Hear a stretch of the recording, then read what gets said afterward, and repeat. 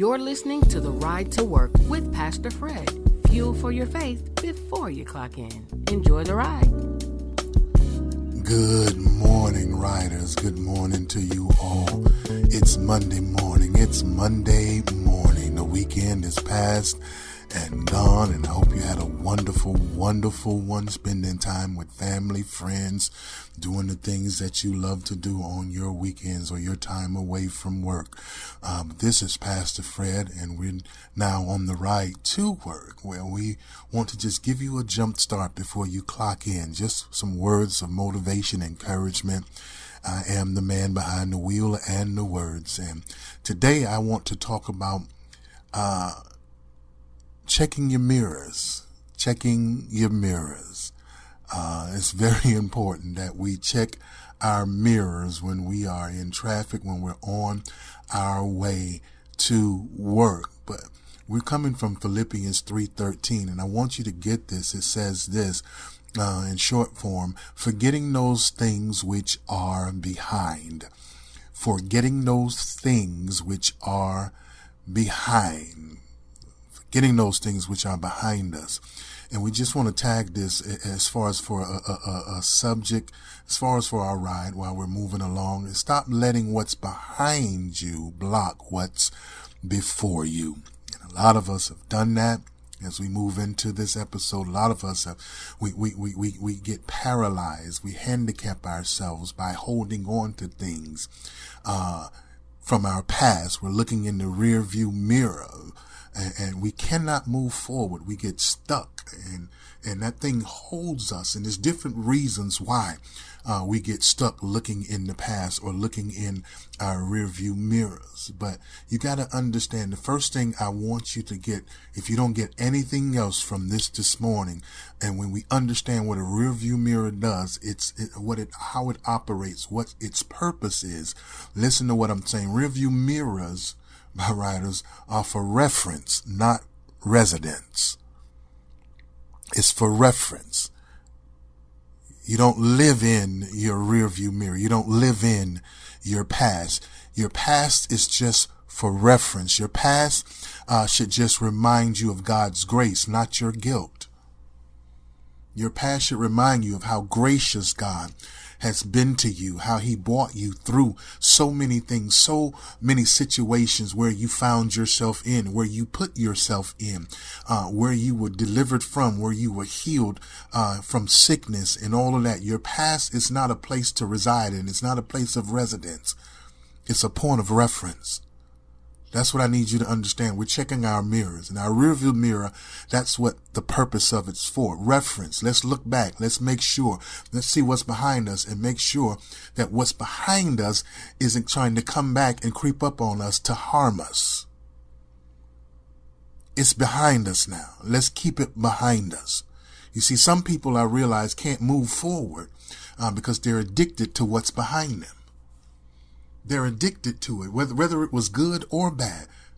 Because like if it was good, they want to relish that. They want to live in that glory of the past, and they can't move forward or gain new heights or gain new relevance as far as in trying to reach new goals or attain new goals because they're too busy glorifying or embellishing in what was behind them, past glory. But a lot of them also, they get addicted to what hurt them, the guilt, because they can't move forward because guilt traps them. And they get in a woe is me attitude, and they want people to feel sorry for them, want people to cater to their emotional depreciation of themselves. And it's a bad situation or a bad state to be in, because now you're just stuck and you can't move forward looking behind you. Look, memory is a mirror. It's not a matter. Memory is a mirror. It's not your master. Don't let your mirror master you. Don't let your memory master you. Please hear me when I say this. Our memories sometimes control us. And when they're bad, and they're bad memories, they're bad thoughts, our past, a lot of us, we have checkered past. We have things in our past that we're not proud of. We do. But a memory is a mirror. That's it. It's a mirror. It's a reflection. You look in it and you move past it. It's not don't ever let it master your life. Don't ever let it master your direction in life. Because every time you look back too long, you slow down. What's next?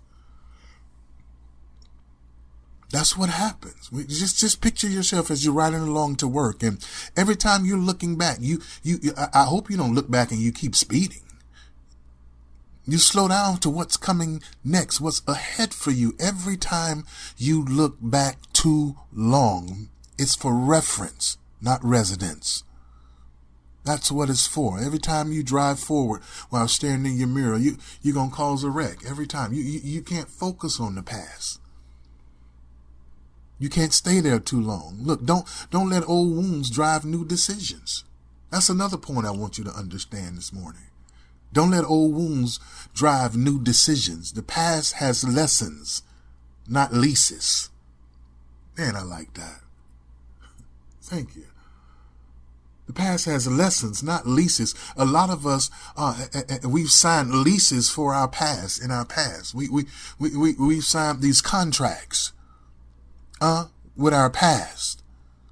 And those wounds are driving our decisions. That past trauma, that past pain is driving our decisions now. And if we allow pain to cause us to make our decisions, then more than likely the decisions that we make out of pain is going to cause us to end back up in pain. And the cycle repeats itself. Break your lease. That's what I'll say. Break your lease on your past. Break your lease. God can't give you a new chapter if you keep rewriting the last one. He can't give you one. And you got to understand that. A lot of us, we sit and I know mirrors are for different uses and everything else. We're talking about rear view mirrors in the car right now. We're talking about checking our mirrors. But I also need you check that cosmetic mirror. Check that mirror, what they call that vanity mirror. See, some mirrors need adjusting, not admiring.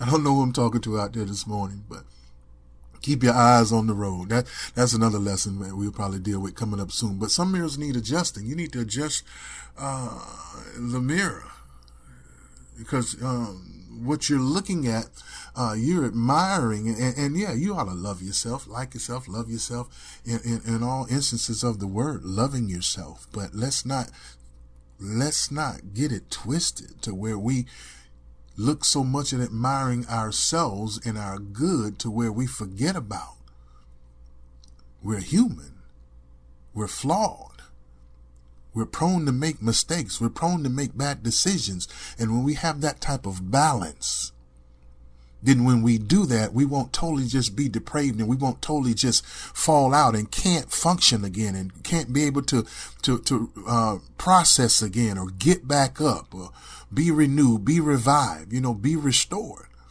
Because some people, they have so much of a high thought of themselves as far as in their abilities and their capabilities to where when they fall, they can't handle it. It makes me think about, back in the 20s with the crash or whatever, as far as here in the United States, as far as the financial crisis and the crash, and how it says a lot of people, rich people were, committing suicide and things of that nature because they didn't have that balance. They were so used to having things one way. They didn't know how to deal with the things being the other way. They didn't know how to deal with not having money. They didn't know how to deal with the shame of it. They didn't know how to deal with poverty and things of that nature. And it made them so much so to where some of them took their own lives because of that. That's why I like Paul when he says in Romans, I know what it's like to have and I know what it's like not to have. I know this not in Romans, Corinthians, I'm sorry. I know what it's like to have and I know what it's like not to have, but I've learned in all state, whatever state I'm in, to be content. That's balance. That's balance. And I need you to understand that. You can't go where you're going if you're still glued to what's gone. Detach. Break your lease from your past. I'm telling you, it'll bless you. Go ahead. That's one lease you can break without penalty. Break your lease from your past. Last thing I want to tell you, and I'm going to let you go. let you go. Objects in the mirror, you know, when you got that sticker on you say objects in the mirror are closer than what they appear. They may seem closer than what they appear. That's just not a warning. It's truth. It's a faith truth. Let's call that a faith truth. That's what that is. Because some past fears, some past pains, they feel real close to you. They feel like they're right there breathing down your neck, but they're not as powerful as they look. Huh? Yeah, the reflection is real, but it's not current. The reflection is real, but it's not current. It's behind you. And what's behind you doesn't have authority over what's in you. I want you to hear me this morning, riders. This Monday morning, we want to get this week jumped off and started off good. I want you energetic. I want you walking into the office, walking into the warehouse, walking into your truck, walking into to wherever, your vestibule, your cubicle, wherever, walking into your office, at your home, wherever you punching in. I want you energized. What's behind you doesn't have authority over what's in you because you're not who you were. So if I'm not who I am, and if you're not who you were, stop driving like you are. Move forward in a way that you know I'm not that person anymore. Walk in a way that you know I'm not that person anymore. I don't fall for that anymore. I don't give in to that anymore. I don't bend to that anymore. I don't even entertain that anymore. I'm going to drive like I'm new. I'm going to drive like my past is my past, and I'm going to keep moving forward. That's what I want you to do. So I want you to declare this morning as we get ready to leave. Tell yourself, I refuse to live in reverse. What's behind me won't block what's before me. Thank you so much for joining us this morning for the Ride to Work. Again, I am Pastor Fred. And I want you to always remember, look, don't drive looking back. Drive believing forward. The mirror is small for a reason. God bless you. Thank you so much. We'll see you tomorrow.